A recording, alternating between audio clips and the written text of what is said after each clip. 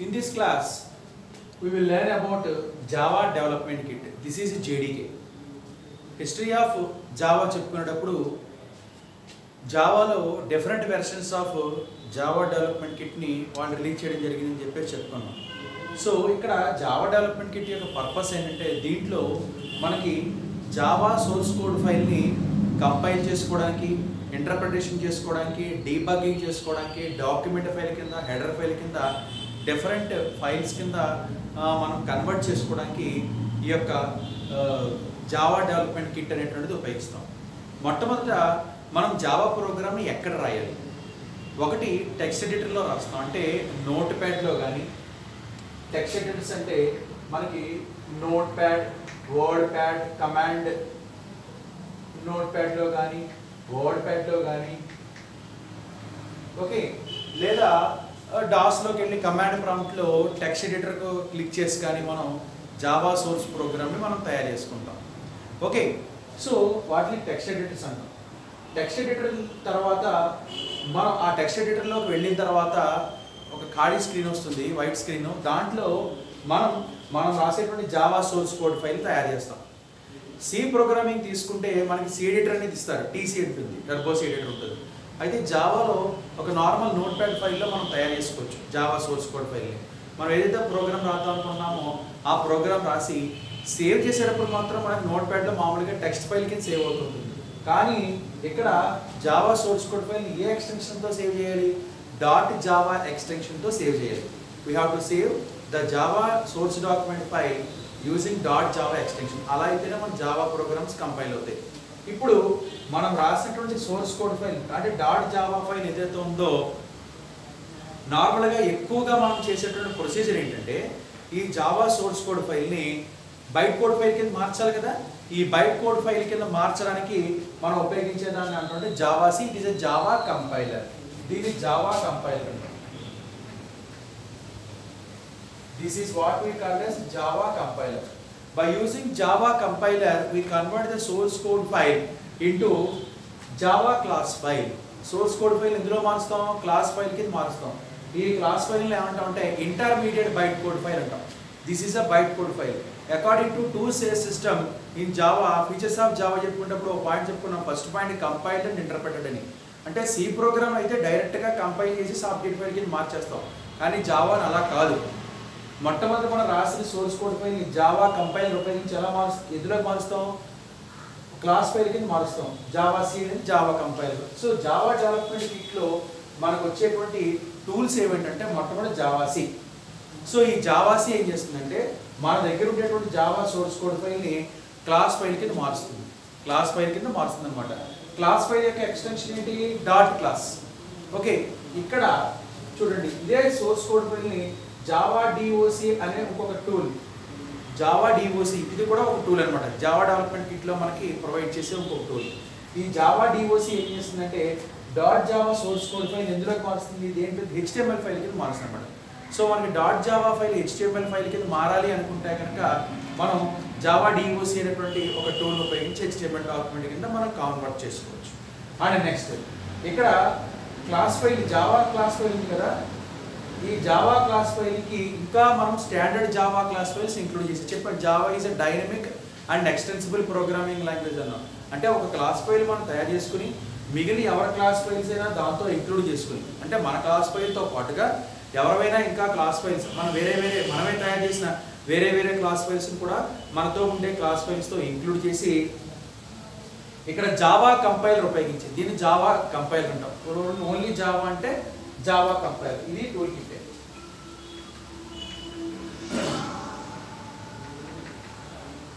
This is Java interpreter.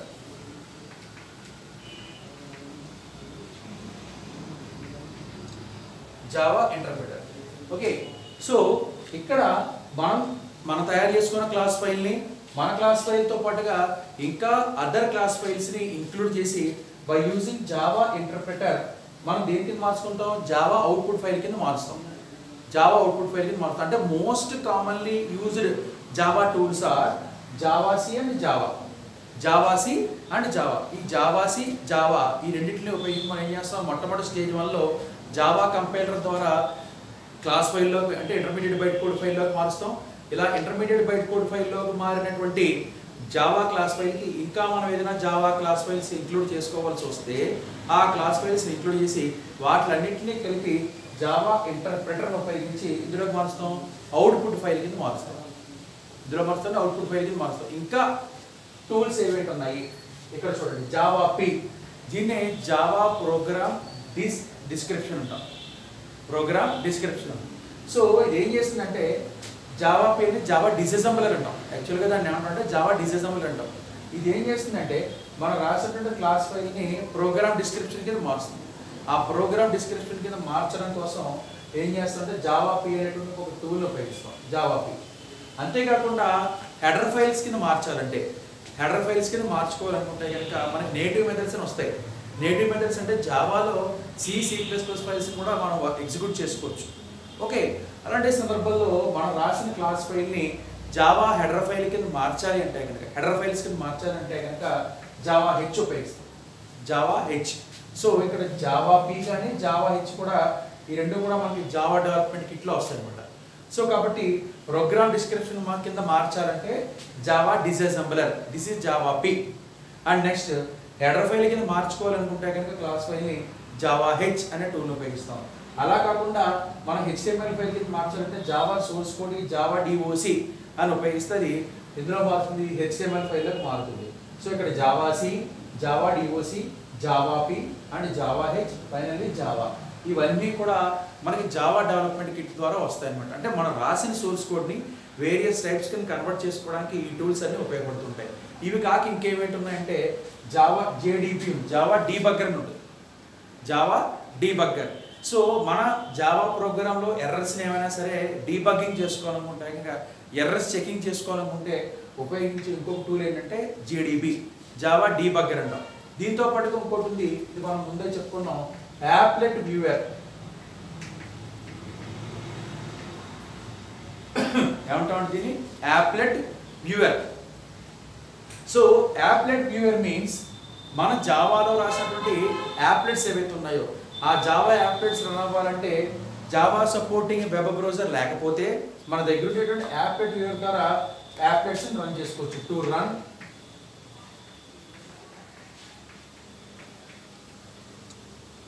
Run Java applets. ఈ Java applets run చేయడానికి applet viewer అనేటువంటి ఇంకో tool ఉపయోగపడుతుందన్నమాట.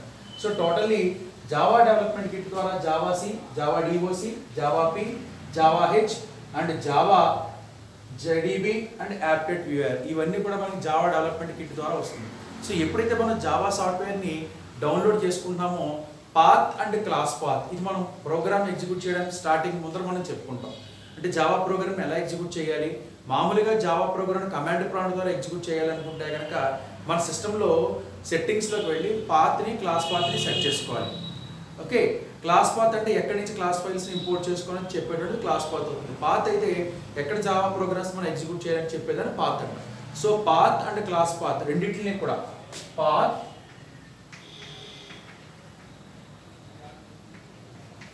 Class path and class path ఈ రెండింటిని కూడా మనం సెట్ చేసుకున్న తర్వాత, ప్రాపర్టీ సెట్ చేసిన తర్వాత అప్పుడు జావా ప్రోగ్రామ్స్ మనం రన్ చేస్తాం. ఇది కాక ఇన్స్టెంట్గా మనం జావా ప్రోగ్రామ్ రన్ చేయాలంటే కనుక థర్డ్ పార్టీ అప్లికేషన్స్ చాలా ఉన్నాయి. ఇందులో the better thing is net మనం నెట్లోకి వెళ్ళి బ్రౌజర్లో గూగుల్ సెర్చ్లోకి వెళ్ళి సెర్చ్ ఇంజిన్ దగ్గరికి వెళ్ళి నెట్ బీన్స్ IDE అనేటువంటి ఒక సాఫ్ట్వేర్ మనం డౌన్లోడ్ చేసుకుంటే జావాని, HTMLని, ASP డాక్యుమెంట్స్ని, ఇలాగ C ఫైల్స్ని, C++ ఫైల్స్ని వీటిలన్నిటి కూడా నెట్ బీన్స్లో రన్ చేసుకోవచ్చు. అదే మాన్యువల్గా రన్ చేయాలనుకోండి ముందర టెక్స్ట్ ఎడిటర్లో సోర్స్ కోడ్ టైప్ చేయాలి, మళ్ళీ కమాండ్ ప్రాంప్ట్ దగ్గరికి వెళ్ళి జావాసి ఆ ప్రోగ్రామ్ నేమ్ అనాలి, అది క్లాస్ ఫైల్ కింద కన్వర్ట్ అయిన తర్వాత జావా స్పేస్ క్లాస్ ఫైల్ అనాలి. ఇదంతా కూడా కమాండ్ ప్రాంప్ట్లో C కమాండ్ ప్రాంప్ట్ దగ్గర ఇవ్వాలి మాన్యువల్గా. అంటే ఇప్పుడు ఫర్ ఎగ్జాంపుల్ ఇది కమాండ్ ప్రాంప్ట్ అనుకోండి, ఇంకో C డ్రైవ్, ఇంకో కమాండ్ ప్రాంప్ట్ ఇది. మనం డాస్లోకి వెళ్ళిన తర్వాత కమాండ్ ప్రాంప్ట్ ఎలా వెళ్ళిన తర్వాత ముందర ఎలా ఇవ్వాలి, Java C, source code file ఏంటి myclass.java, myclass.java అనగానే అని ఎంటర్ కి ప్రెస్ చేయగానే మనకి ఏం క్రియేట్ అవుతుంది, myclass dot class file create అవుతుంది, my class dot class file create అవుతుంది. ఇప్పుడు జావా ఇంటర్ప్రెటర్ ఉపయోగించంటే జావా స్పేస్ మై క్లాస్ అని ఎంటర్కి ప్రెస్ చేయగానే అప్పుడు మనకి ప్రోగ్రామ్ అవుట్పుట్ రన్ అవుతుంది, అవుట్పుట్ ఫైల్ రన్ అవుతుంది దీంట్లో Java space my class, errors ఏమీ లేకపోతే. ఇది మాన్యువల్గా చేసే పని. అలా మాన్యువల్గా అక్కర్లేకుండా త్రూ థర్డ్ పార్టీ సాఫ్ట్వేర్ ద్వారా మనం ఏదైనా రన్ చేయాలనుకుంటే కనుక మనకు కావాల్సింది ఏంటి, నెట్ బీన్స్. సో మీకు ఆన్లైన్ క్లాస్ చెప్పేటప్పుడు ఈ నెట్ బీన్స్ ఉపయోగించి ఎలా ఇన్స్టాల్ చేసుకోవాలి, నెట్ బీన్స్ని ఇన్స్టాల్ చేసుకున్న తర్వాత ఆ నెట్ బీన్స్లో మన జావా ప్రోగ్రామ్ని ఎలా క్రియేట్ చేసుకోవాలి అనేటువంటిది అక్కడ మనం చెప్పడం జరుగుతుంది. సో లెర్నర్స్ ఎవరైతే ఉన్నారో ఆ లెర్నర్స్ నెట్ బీన్స్ ఉపయోగించి మనం జావా ప్రోగ్రామ్ రన్ చేసుకోవడం చాలా ఈజీగా ఉంటుంది. అంటే కంపైలర్ ఇంటర్ప్రిటర్ ఇలా అక్కర్లేదు, ప్రోగ్రామ్ అంతా టైప్ చేసి సీలో లాగా పైన రన్ అని క్లిక్ చేయగానే ఆటోమేటిక్గా జావా ఫైల్స్ అయితే రన్ అయిపోతాయి, జావా ప్రోగ్రామ్స్ రన్ అవుతుంటాయి అన్నమాట. సో ఇది ఈజీ వే నెట్ బీన్స్ అనేటువంటిది. So this is about Java development kit. Java development కిట్తో పాటుగా జావా సాఫ్ట్వేర్ ద్వారా మనకి ప్రొవైడ్ చేయబడేటువంటి ఇంకొక ప్యాకేజ్ ఏంటంటే Java API packages. Java API packages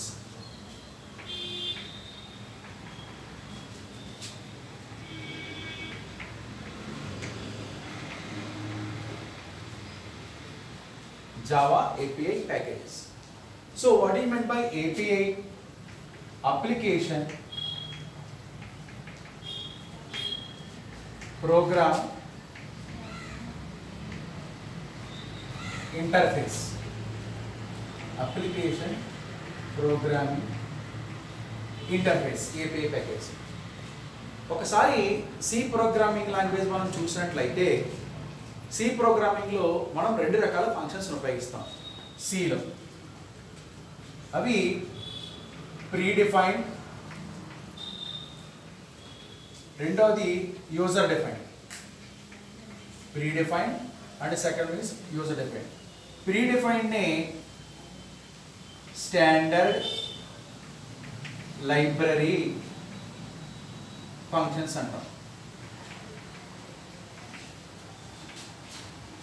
okay, so standard and library functions అంటే ఆల్రెడీ డిజైన్ చేయబడి define చేయబడినటువంటి ఫంక్షన్స్ని లైబ్రరీ ఫంక్షన్స్ లేదా స్టాండర్డ్ ఫంక్షన్స్ లేదా ప్రీడిఫైన్డ్ ఫంక్షన్స్ అంటాం. ఈ స్టాండర్డ్ లైబ్రరీ ఫంక్షన్స్ అన్నీ ఎక్కడ ఉంటాయి, హెడర్ ఫైల్స్లో ఉంటాయి. హెడర్ ఫైల్స్లో ఉంటాయి. హెడర్ ఫైల్స్కి ఎగ్జాంపుల్స్ మనకి ఏం నేర్చుకున్నాం, stdio.h, కన్సోల్ ఇన్పుట్ అవుట్పుట్ అంటే conio.h. ఓకే, ఇవన్నీ అనమాట. stdio.h, conio.d.h ఇలా అనమాట. ఓకే, ఇవన్నీ హెడర్ ఫైల్స్. ఈ హెడర్ ఫైల్స్లో లైబ్రరీ ఫంక్షన్స్ ఉంటుంటాయి. ఇప్పుడు మీకు ఇన్పుట్ అవుట్పుట్ ఫంక్షన్స్ కావాలనుకోండి, దేంట్లోకి వెళ్ళాలి, stdio.h అనేటువంటి హెడర్ ఫైల్లోకి వెళ్ళాలి. అదే మ్యాథమెటికల్ ఫంక్షన్స్ కావాలనుకుంటే ఇందులోకి వెళ్ళాలి, math.h లోకి వెళ్ళాలి. ఓకే, అంటే సిలో ప్రీడిఫైన్డ్ ఫంక్షన్స్ అన్నీ కూడా కేటగరైజ్ చేయబడి ఆయా కేటగిరీ ఫంక్షన్స్ అన్నీ కూడా ఆయా హెడర్ ఫైల్స్లో ఉన్నాయి. ఇది మనం సిలో నేర్చుకున్నాం. బట్ కమింగ్ టు జావా,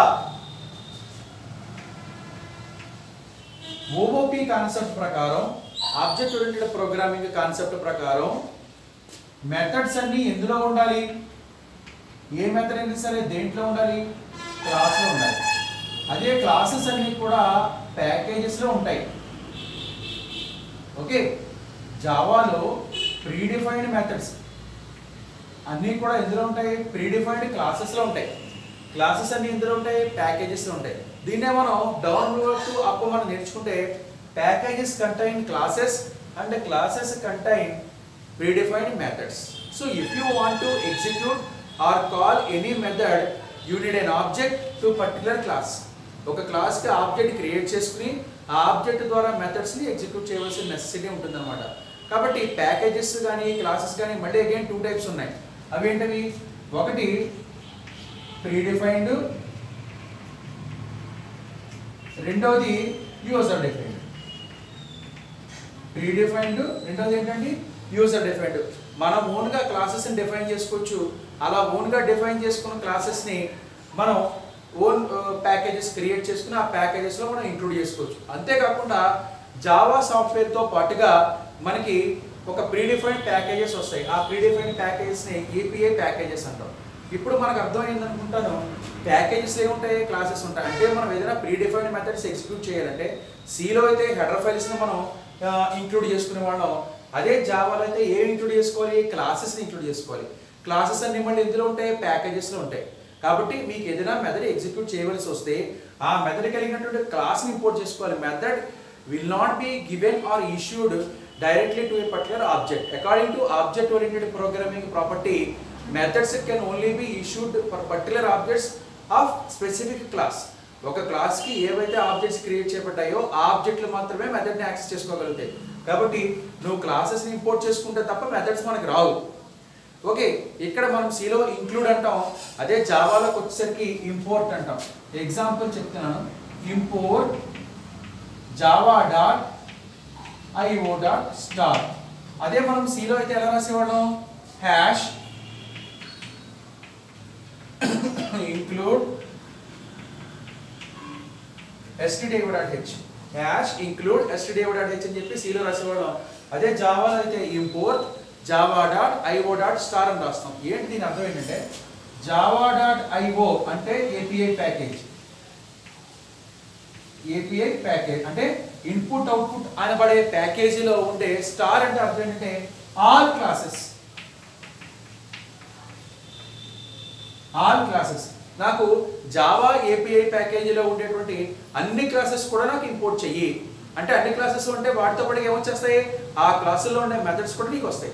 ఆ మెథడ్స్ని యూజ్ చేసుకోవచ్చు, కాల్ చేసుకోవచ్చు అనమాట. కాబట్టి జావాలో స్ట్రక్చర్ ఆఫ్ జావా ప్రోగ్రామ్ చెప్పేటప్పుడు డాక్యుమెంటేషన్ సెక్షన్ వస్తుంది. అంటే సిలో లాగే జావాలో కూడా డాక్యుమెంటేషన్ సెక్షన్ ఉంటుంది. ఈ డాక్యుమెంటేషన్ సెక్షన్ తర్వాత మనం సిలో ఏం చేసేవాళ్ళం, ప్రీ ప్రాసెస్ డైరెక్టివ్స్ రాసేవాళ్ళం. దాంట్లో లింక్ సెక్షన్, డెఫినేషన్ సెక్షన్ రెండు ఉండేవి. ఇక్కడ జావాలోకి వచ్చేసరికి ఏంటంటే సెకండ్ స్టేట్మెంట్ ఇంపోర్ట్ స్టేట్మెంట్ అని వస్తుంది. ఈ ఇంపోర్ట్ స్టేట్మెంట్ ఏం చేస్తుందంటే, నువ్వు ప్రస్తుతం ఉపయోగించే జావా ప్రోగ్రాంలో నువ్వు రాసే కోడ్తో పాటుగా ఇంకా ఏమైనా నీకు ఏపీఐ ప్యాకేజీలో ఉండే కోడ్ కావాల్సి వస్తే, నీకు ఏ ప్యాకేజ్ కావాలో, ఏ ప్యాకేజ్ నువ్వు ఇంపోర్ట్ చేసుకుందాం అనుకుంటున్నావో ఆ ప్యాకేజ్ని java.io ప్రీడిఫైన్డ్ దానికి java.io అని రాయాలి. సో java.io అనేటువంటి ఒక ఏపీఐ ప్యాకేజ్ నేను ఇంపోర్ట్ చేసుకుంటాను. .star అంటే ఆ పర్టికులర్ ప్యాకేజ్లో ఉంటే అన్ని క్లాసులు నీకు ఇంపోర్ట్ అవుతాయి. అలా కాకుండా పర్టికులర్ క్లాస్ కావాలనుకోండి, ఆ పర్టికులర్ క్లాస్ పేరే రాస్తాం. Okay, so this is about API package. అయితే మనకి జావాలో ప్రొవైడ్ చేసే ఏపీఐ ప్యాకేజ్ ఏంటనే చూద్దాం. జావాలో మనకి లాంగ్వేజ్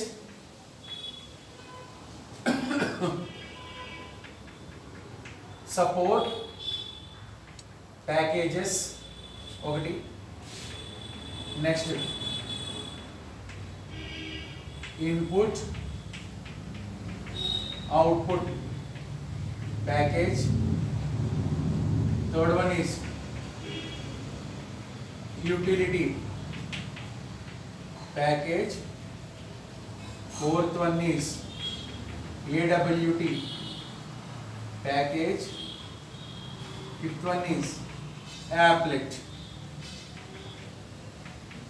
ప్యాకేజ్. ఇవి ఇంపోర్ట్ చేసుకుంటాం. మనకి జావా ద్వారా ప్రొవైడ్ చేసేటువంటి ఏపీఐ ప్యాకేజెస్ ఏంటంటే ఇవి. మొట్టమొదటిది లాంగ్వేజ్ సపోర్ట్ ప్యాకేజెస్ అనమాట. సో ఈ లాంగ్వేజ్ సపోర్ట్ ప్యాకేజ్ అంటే మనకి ప్రైమరీ జావా ప్రోగ్రామ్ ఎగ్జిక్యూట్ చేయడానికి కావాల్సిన ప్రైమరీ టూల్స్ అండ్ కమాండ్స్ని ప్రొవైడ్ చేస్తుంది. ఓకే, ప్రైమరీ టూల్స్ ఏవైతే ఉన్నాయంటే జావాని ఎగ్జిక్యూట్ చేయడానికి కావాల్సిన ప్రైమరీ కమాండ్స్ని, టూల్స్ని, ప్రైమరీ మెథడ్స్ని ప్రొవైడ్ చేసే వాళ్ళు ఎవరంటే లాంగ్వేజ్ సపోర్ట్ ప్యాకేజెస్. ఒకవేళ మనం ఈ జావా లాంగ్వేజ్ సపోర్ట్ ప్యాకేజీని మనం ఇంపోర్ట్ చేసుకుందాం అనుకుంటే స్టేట్మెంట్ ఎలా రాయాలి, ఇంపోర్ట్ java.lang.star అని రాయాలి. ఇంపోర్ట్ java.lang.star అని రాయాలి. సో అప్పుడు లాంగ్వేజ్ సపోర్ట్ ప్యాకేజెస్లో ఉండే అన్ని క్లాసెస్ వస్తాయి. ఆ క్లాసెస్కి మనం ఆబ్జెక్ట్స్ని క్రియేట్ చేసుకోవడం ద్వారా ఆ క్లాసెస్లో ఉండేటువంటి మెథడ్స్ మనం యాక్సెస్ చేసుకోవచ్చు అనమాట. చెప్పాం కదా, మెథడ్స్ అనేవి ఇండివిజువల్గా మనకి ఇంపోర్ట్ చేయబడవు. మెథడ్స్ అన్ని ఖచ్చితంగా క్లాస్లో ఉండి తీరాలి. కాబట్టి నీ మెథడ్స్ కావాలంటే క్లాసెస్ని తెచ్చుకోవాలి. క్లాసెస్ అంటే ప్రీడిఫైన్డ్ క్లాసెస్ అని ఎందులో ఉంటాయి, ప్యాకేజెస్లో ఉంటాయి. కాబట్టి ఆ ప్యాకేజ్ మనం ఇంపోర్ట్ చేసుకోవాల్సిన అవసరం ఉంటుంది. ఇంకా next IO package. So input output statements మనకి సిలో stdio.h అనేటువంటి హెడర్ ఫైల్ ఎలాగో జావాలో ఇన్పుట్ అవుట్పుట్ ప్యాకేజ్ అలాగే. ఓకే, సో ఐఓ ఫంక్షన్స్ ఉపయోగపడతాయి. ఐఓ ఫంక్షన్స్ చేయడానికి ఈ ప్యాకేజ్ ఉపయోగపడుతుంటుంది. ఓకే, మనం ప్రతి జావా ప్రోగ్రామ్ను కూడా స్కాన్ చేయడానికి ప్రింట్ చేయడానికి కొన్ని రకాల ఫంక్షన్స్ ఉపయోగిస్తాం. system.out.println అని చెప్పేసి వస్తుంది. అదే స్కానర్ ఫంక్షన్ ఉంటుంది. ఈ స్కానర్ మన యూటిలిటీలో ఉంటుంది.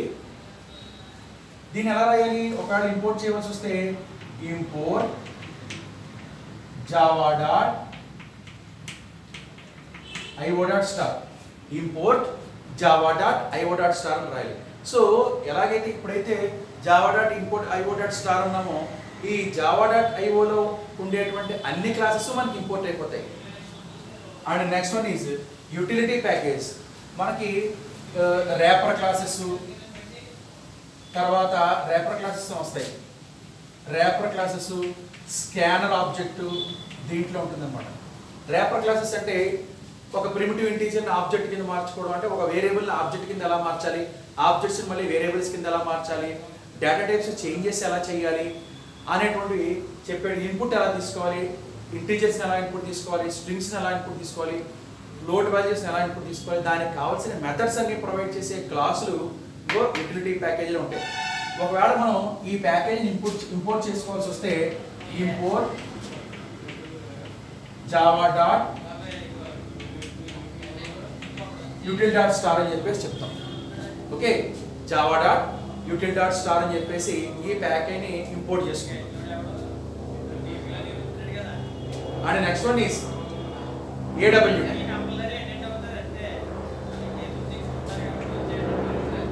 abstract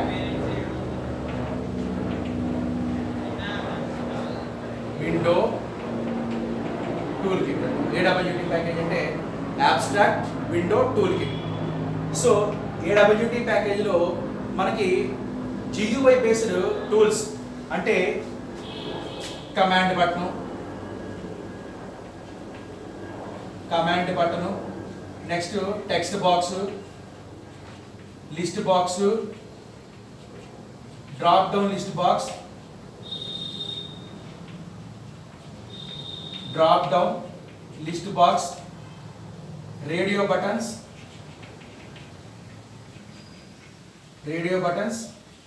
చెక్ బాక్సెస్, ఇలాంటి GUI టూల్స్ అన్నీ కూడా AWT ప్యాకేజీలో ఉంటాయి. ఈ AWT ప్యాకేజ్ మనం డౌన్లోడ్ చేసుకోవాలనుకుంటే, ఆ ప్యాకేజ్ ఇంపోర్ట్ చేసుకోవాలనుకుంటే కనుక మనం జావా ప్రోగ్రామ్లో ఏమేమాలి? ఇంపోర్ట్ java.awt.star అని రాస్తాం. ఇంపోర్ట్ java.awt.star అనగానే మనం ఆ పర్టికులర్ మెథడ్స్లో ఉపయోగించి యాప్లెట్స్లో ఉపయోగించే కొన్ని రకాల మెథడ్స్ని టూల్స్ని దీంట్లోంచి ఇంపోర్ట్ చేసుకోవచ్చు అన్నమాట AWT ప్యాకేజ్. ఇంకా తర్వాత applet package, Java applets run అవడానికి కావాల్సిన యాప్లెట్ ట్యాగ్ అవన్నీ కూడా యాప్లెట్ ప్రోగ్రామింగ్ చేసుకోవడానికి ఉపయోగించేదాన్ని టు రన్ యాప్లెట్స్ ఈ యాప్లెట్ ప్యాకేజ్లో ఉపయోగిస్తాం. To run Java యాప్లెట్స్. సో ఈ రెండు ఉండాలి, AWT.star ఉండాలి, applet.star ఉండాలి. సో యాప్లెట్స్ రన్ అవడానికి ఉపయోగించే సపోర్టింగ్ క్లాసెస్ అన్నీ కూడా యాప్లెట్ ప్యాకేజీలో ఉంటాయి. సో దీనికి ఎలా రాయాలి? ఇంపోర్ట్ java.applet.star అని చెప్తాం. ఇంపోర్ట్ java.applet.star అనగానే మనకి యాప్లెట్స్ ఇవి కాక API ప్యాకేజ్ చాలా ఉన్నాయి. మనం జావా ఫార్మ్లోకి వెళ్ళి మనకు కావాల్సినటువంటి API ప్యాకేజ్ మనకు కావాల్సినటువంటి డౌన్లోడ్ చేసుకోవచ్చు అనమాట. ఎప్పటికప్పుడు న్యూ మెథడ్స్ని న్యూ క్లాసెస్ని అప్డేట్ చేయడం జరుగుతుంటుంది. ఈ API ప్యాకేజెస్ ద్వారా మనకు కావాల్సిన మెథడ్ని పర్టికులర్ క్లాస్ ఉపయోగించి మనం ఇంపోర్ట్ చేసుకోవచ్చు. ఇక్కడ మనం అబ్జర్వ్ చేయవలసింది ఏంటంటే star indicates all classes in particular package. Star indicates. Okay, here java.lang.star అంటే అర్థం ఏంటంటే lang అనేటువంటిది java.lang అనేది API package and we import every class, all classes in from java.lang.star. These are about Java API package. ఇందులో మనం రెగ్యులర్గా మనం ఖచ్చితంగా ఇవ్వాల్సినటువంటి API ప్యాకేజ్ ఏంటంటే ఇన్పుట్ అవుట్పుట్ ప్యాకేజ్ ఒకటి, next one is utility packages ఒకటి, జావా యూటిలిటీ ప్యాకేజెస్ ఒకటి. ఈ రెండు కూడా మనం ఎక్కువగా ఉపయోగిస్తుంటాం. ఓకే, వీటి ద్వారా ఉపయోగిస్తాం అనమాట. ఇప్పుడు ఎగ్జాంపుల్ చెప్తాను చూడండి. System dot out dot println hello. మనం సిలో అయితే ఏం రాసేవాళ్ళం, ప్రింట్ఎఫ్ స్టేట్మెంట్ రాసేవాళ్ళం, ప్రింట్ఎఫ్ కొటేషన్ అలా రాసేవాళ్ళం. ఇది system dot out dot println. Here system dot అనేది క్లాస్ అవుతుంది, ప్రింట్ఎల్ అనేది మెథడ్ అవుతుంది అనమాట.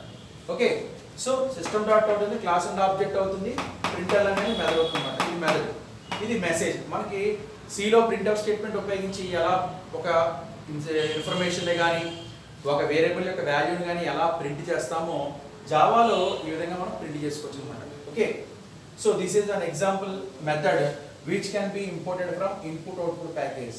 అదేవిధంగా యూటిలిటీ ప్యాకేజ్లో తీసుకున్నాం అనుకోండి, మనం ఏ అనే వేరియబుల్లో A dot S C dot next int అంటాం.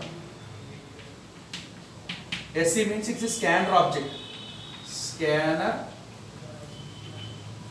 ఆబ్జెక్ట్. ఇవన్నీ మనకి స్ట్రక్చర్ ఆఫ్ జావా ప్రోగ్రామ్ చెప్పేటప్పుడు ఇన్పుట్ అవుట్పుట్ మెథడ్స్ అవి చెప్పేటప్పుడు చెప్పడం జరుగుతుంటుంది. ఆబ్జెక్ట్ డాట్ మెథడ్ అనమాట.